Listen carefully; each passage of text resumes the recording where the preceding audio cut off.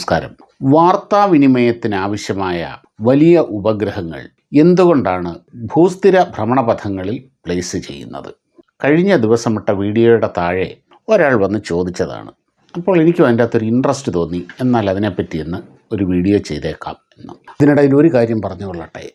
ഇത് ഞാൻ എഴുതിയ ഒരു പുസ്തകമാണ്, ചന്ദ്രയാൻ അഭിമാനത്തിൻ്റെ പാദമുദ്രകൾ എന്നത്. ബഹിരാകാശ ഗവേഷണത്തിൻ്റെ ചരിത്രവും ഭാരതം നേടിയ ബഹിരാകാശ നേട്ടങ്ങളുടെ ചരിത്രവും അതിലൂടെ ഈ ചന്ദ്രയാൻ ദൗത്യത്തിലേക്ക് എത്തുന്നതും എല്ലാം അടങ്ങിയ ഏതാണ്ട് 180 പേജുള്ള ഈ പുസ്തകത്തിന് അവതാരിക എഴുതിയിരിക്കുന്നത് ISRO ചെയർമാനായ S. സോമനാഥ് സാറാണ്. അതുപോലെ ഈ പുസ്തകത്തിൽ അദ്ദേഹവുമായി ഞാൻ നടത്തിയ ദീർഘമായ ഒരു ഇൻ്റർവ്യൂവുമുണ്ട്. വായിച്ചവരൊക്കെ നല്ല അഭിപ്രായമാണ് പറയുന്നത്. ഈ കേട്ടിരിക്കുന്നവരിൽ ആർക്കെങ്കിലും ഈ പുസ്തകം വാങ്ങാൻ താല്പര്യമുണ്ടെങ്കിൽ അതിൻ്റെ പർച്ചേസ് ലിങ്ക് താഴെ കൊടുക്കുന്നുണ്ട്. ആദ്യം നമ്മൾ മനസ്സിലാക്കുക, എന്താണ് ഭൂസ്ഥിര ഭ്രമണപഥങ്ങൾ, ഭൂസ്ഥിര ഉപഗ്രഹങ്ങൾ. ആദ്യം നമുക്ക് എന്താണ് ഉപഗ്രഹങ്ങളുടെ ഓർബിറ്റുകൾ എന്ന് പഠിക്കാം. സിമ്പിളാണ്.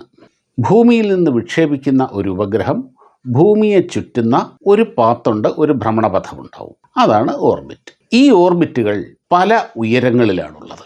ശൂന്യാകാശം, ബഹിരാകാശം എന്നത് 100 കിലോമീറ്റർ ഉയരത്തിലുള്ള ഒരു കാർബൺ രേഖയുണ്ട്. അതിനു പുറത്താണ് ഉള്ളതിനെ എല്ലാം ബഹിരാകാശം എന്ന് പറയും. അവിടെ വായുവൊന്നുമില്ലാത്ത, അന്തരീക്ഷമൊന്നുമില്ലാത്ത പൂർണ്ണമായി ശൂന്യാകാശം.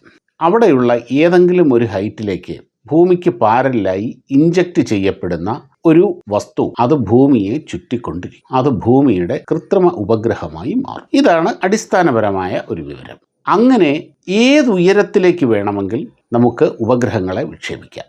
സാധാരണഗതിയിൽ ഈ ലോ എർത്ത് ഓർബിറ്റ്, ഭൂമിയോട് അടുത്ത് നിൽക്കുന്ന ഓർബിറ്റുകൾ എന്ന് പറയുന്നത് 100 കിലോമീറ്റർ മുതൽ ഏകദേശം 500 കിലോമീറ്റർ വരെയാണ്. ഈ പരിധിയിലാണ് ലോ എർത്ത് ഓർബിറ്റിലുള്ള ഉപഗ്രഹങ്ങൾ ഭൂമിയെ ചുറ്റുന്നത്. ഇങ്ങനെ എത്ര വേണമെങ്കിൽ പോകാം. നമുക്കറിയാം, ചന്ദ്രൻ ഭൂമിയുടെ നാച്ചുറലായിട്ടുള്ള ഒരു ഉപഗ്രഹമാണ്. ആ ചന്ദ്രൻ കിടക്കുന്നത് 3,84,000 കിലോമീറ്റർ ദൂരെയാണ്. ഏത് ഉയരത്തിൽ നിന്നായാലും ഭൂമിയെ ചുറ്റിക്കഴിഞ്ഞാൽ അത് ഭൂമിയുടെ ഉപഗ്രഹമാണ്. ഈ ഓരോ ഉയരത്തിലെ ഓർബിറ്റിലെയും ഭൂമിയെ ചുറ്റുന്ന വേഗത വ്യത്യാസപ്പെട്ടിരിക്കും. ഭൂമിയോട് ഏറ്റവും അടുത്ത് നിൽക്കുന്ന ഭ്രമണപഥത്തിൽ പരമാവധി വേഗമായിരിക്കും ഉണ്ടാവുക. ഏകദേശം ഒരു മണിക്കൂറിൽ 28,000 കിലോമീറ്ററാണ് ഒരു 300 കിലോമീറ്റർ ഉയരത്തിലുള്ള ഒരു ഉപഗ്രഹത്തിൻ്റെ വേഗത. മുകളിലേക്ക് പോകുന്തോറും ആ വേഗത കുറഞ്ഞു വരും. അതെന്തുകൊണ്ടാണെന്ന് വെച്ചാൽ ഈ ഓർബിറ്റൽ വെലോസിറ്റി എന്ന ഒരു പ്രതിഭാസമുണ്ട്. ഒരു വസ്തു സർക്കിളിൽ കറങ്ങുമ്പോൾ ആ സർക്കിൾ വലുതാകുന്നതിനനുസരിച്ച് ആ ഓർബിറ്റിൽ കൂടെയുള്ള വേഗത കുറയും. ഇപ്പോൾ ഉദാഹരണത്തിന് ഞാൻ പറയാം. ഒരു ട്രാക്ടർ ഓടുമ്പോൾ ശ്രദ്ധിക്കുക. ആ ട്രാക്ടറിന് വലിയ വലിപ്പത്തിലുള്ളൊരു വീലുമുണ്ട്, ചെറിയ വലിപ്പത്തിലുള്ള വീലുമുണ്ട്. ഇത് രണ്ടും കറങ്ങുന്ന വേഗത നീളുന്നു. നമുക്കത് തോന്നുന്നത് എങ്ങനെയാണ്?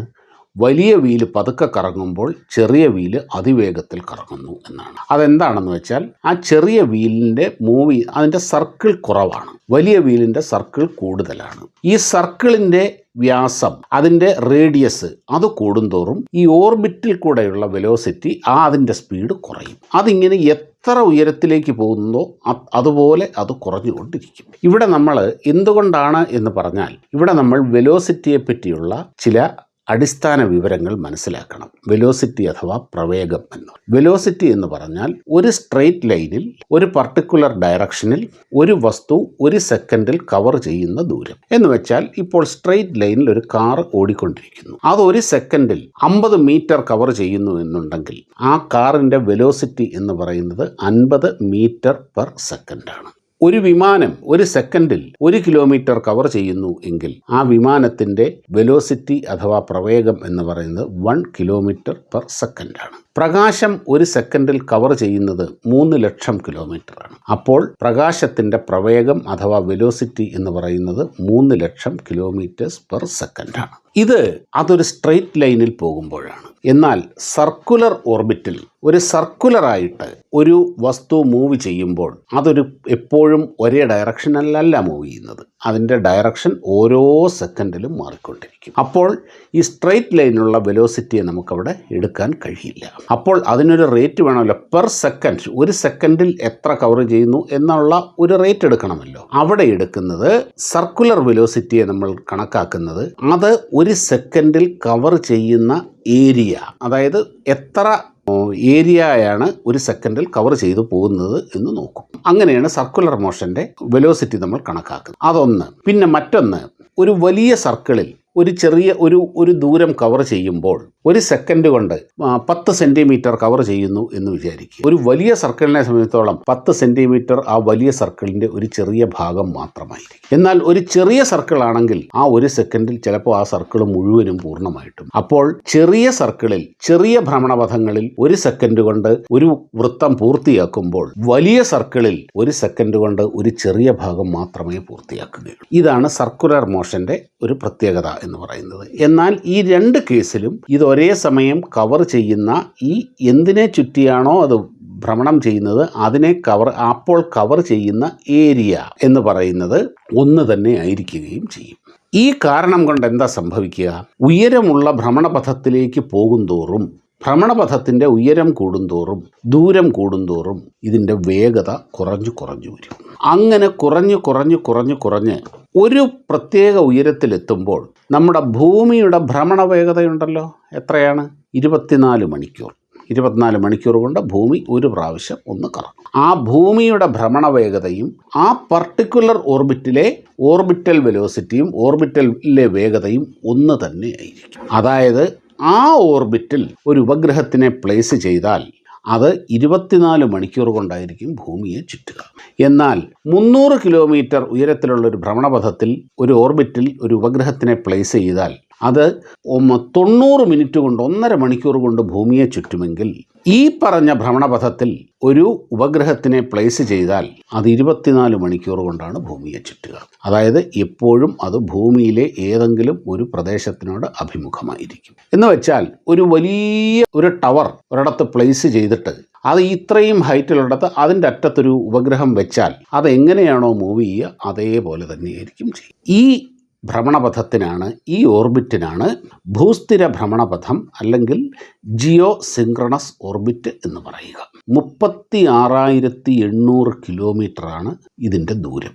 ഭൂമിയിൽ നിന്ന് 36,800 കിലോമീറ്റർ ഉയരത്തിലാണ് ഭൂസ്ഥിര ഭ്രമണപഥം ഉള്ളത്. ആ ഭൂസ്ഥിര ഭ്രമണപഥത്തിൽ ജിയോ സിൻക്രണസ് ഓർബിറ്റിൽ ഒരു ഉപഗ്രഹത്തിനെ പ്ലേസ് ചെയ്താൽ ആ ഉപഗ്രഹം ഭൂമിയിൽ നിന്ന് നോക്കുമ്പോൾ മൂവ് ചെയ്യുന്നതായിട്ട് തോന്നുകയേയില്ല. അതെപ്പോഴും ഭൂമിയെ തന്നെ നോക്കിക്കൊണ്ടിരിക്കും. അതായത് 36,800 കിലോമീറ്റർ ഉയരമുള്ള ഒരു ടവർ സ്ഥാപിച്ച് അതിൻ്റെ മുകളിൽ ഒരു ട്രാൻസ്മിറ്റർ വെച്ചതുപോലെയായിരിക്കും ഈ ഉപഗ്രഹം ഉണ്ടാവുക. ഒരു ടെലികമ്മ്യൂണിക്കേഷനിൽ ഏറ്റവും പ്രധാനപ്പെട്ടതാണല്ലോ ടവറുകൾ, അല്ലേ? കുറച്ച് ഹൈറ്റിൽ അവിടെ നിന്ന് ഇതിങ്ങനെ പ്രസരിപ്പിച്ചുകൊണ്ടിരിക്കും. റേഡിയേഷനുകൾ, കമ്മ്യൂണിക്കേഷനുകൾ പോയിക്കൊണ്ടിരിക്കും. ഇത് ഒരു ടവറിൻ്റെ ജോലിയാണ് ചെയ്യുന്നത്. ഈ ഉയരത്തിൽ 3 ഭാഗങ്ങളിലായി ഉപഗ്രഹങ്ങൾ സ്ഥാപിച്ച് ഒരു ട്രയാങ്കിൾ ഉണ്ടാക്കിയാൽ ഈ ഭൂമി മുഴുവനും കവർ ചെയ്യാൻ ഈ 3 ഉപഗ്രഹങ്ങൾ മതിയാകും. അതാണ് ഭൂസ്ഥിര ഭ്രമണപഥവും ഭൂസ്ഥിര ഉപഗ്രഹങ്ങളും. ഈ ഭൂസ്ഥിര ഭ്രമണപഥത്തിൽ ജിയോ സിൻക്രണസ് ഓർബിറ്റിൽ ഒരു ഉപഗ്രഹത്തെ എത്തിക്കുക എന്ന് പറയുന്നത് വലിയ സാങ്കേതിക വൈദഗ്ധ്യം ആവശ്യമുള്ളൊരു കാര്യമാണ്. ഒന്നാമത്തെ കാര്യം, ഈ ടെലികമ്മ്യൂണിക്കേഷൻ ഉപഗ്രഹങ്ങളുടെ ഭാരം വളരെ കൂടുതലായിരിക്കും. ഒരു 3000-4000 കിലോയൊക്കെ മിനിമം വെയിറ്റ് അതിനുണ്ടാകും. കാര്യം ഒരുപാട് ഉപകരണങ്ങൾ അതിൻ്റെ അകത്തുണ്ടാകും. ഒരുപാട് ആൻറ്റിനകൾ, ട്രാൻസ്മിറ്ററുകൾ, ക്യാമറകൾ ഒക്കെ അടങ്ങി വലിയ ഉപഗ്രഹങ്ങളായിരിക്കും അത്. ഇത്രയും വലിയ ഭാരം ഇത്രയും ഉയരമുള്ളൊരു ഭ്രമണപഥത്തിൽ എത്തിക്കുക എന്ന് പറഞ്ഞാൽ അതിന് ഒരുപാട് സാങ്കേതിക ജ്ഞാനം ആവശ്യമുണ്ട്, സാങ്കേതിക വിദ്യകൾ ആവശ്യമുണ്ട്, വളരെ ശക്തി കൂടിയ റോക്കറ്റുകൾ ആവശ്യമുണ്ട്. ആ റോക്കറ്റുകളിൽ ഘടിപ്പിക്കാൻ ക്രയോജനിക് എഞ്ചിൻ പോലെയുള്ള വളരെ ശക്തിയേറിയ എഞ്ചിനുകൾ ആവശ്യമുണ്ട്. ഒരുപാട് ടെക്നോളജിക്കൽ ചാലഞ്ചസ് ഈ ഭൂസ്ഥിര ഭ്രമണപഥത്തിലേക്ക് ഉപഗ്രഹങ്ങളെ പ്ലേസ് ചെയ്യാൻ ആവശ്യമായിട്ടുണ്ട്. അത് ഇന്ന് ലോകത്തിലെ 4-5 രാജ്യങ്ങൾക്കുണ്ട്. അതിലൊന്ന് നമ്മുടെ ഭാരതമാണ്. നമ്മുടെ GSLV Mark 3 അഥവാ LVM-3 എന്ന് പറഞ്ഞ റോക്കറ്റ് ഉപയോഗിച്ചുകൊണ്ട് 4000 കിലോഗ്രാം വരെ ഭാരമുള്ള ഉപഗ്രഹങ്ങളെ ജിയോ സിൻക്രണസ് ഓർബിറ്റിൽ എത്തിക്കാൻ കഴിയും. അതുകൊണ്ടാണ് ഇതിന് GSLV എന്ന പേര് തന്നെ. Geo synchronous satellite launch vehicle എന്നാണ് GSLV എന്നുള്ളതിൻ്റെ പൂർണ്ണരൂപം. GSLV മാർക്ക് 2-ലാണെങ്കിൽ ഒരു 2000-2500 കിലോഗ്രാം വരെയുള്ള ഉപഗ്രഹങ്ങളെ എത്തിക്കാൻ കഴിയും. ഈ LVM-3-ൽ 4000 കിലോഗ്രാം വരെ ഉള്ള ഭാരമുള്ള ഉപഗ്രഹങ്ങളെ ജിയോസിൻക്രണസ് ഓർബിറ്റിൽ എത്തിക്കാൻ കഴിയും. ഈ ജിയോസിൻക്രണസ് ഓർബിറ്റിലേക്ക് ഉപഗ്രഹങ്ങളെ എത്തിക്കാനുള്ള വൈദഗ്ധ്യം നേടുക എന്നുള്ളത് ഒരു ബഹിരാകാശ മേഖലയിൽ വളരെ വളരെ വളരെ പ്രധാനമാണ്. ഇപ്പോഴും ഭാരതത്തിന് പൂർണ്ണമായി നമുക്ക് ആവശ്യമുള്ള ഉപഗ്രഹങ്ങളെ അവിടെ എത്തിക്കാനുള്ള ശേഷി കൈവരിക്കാനായിട്ടില്ല. ഇപ്പോൾ അതാ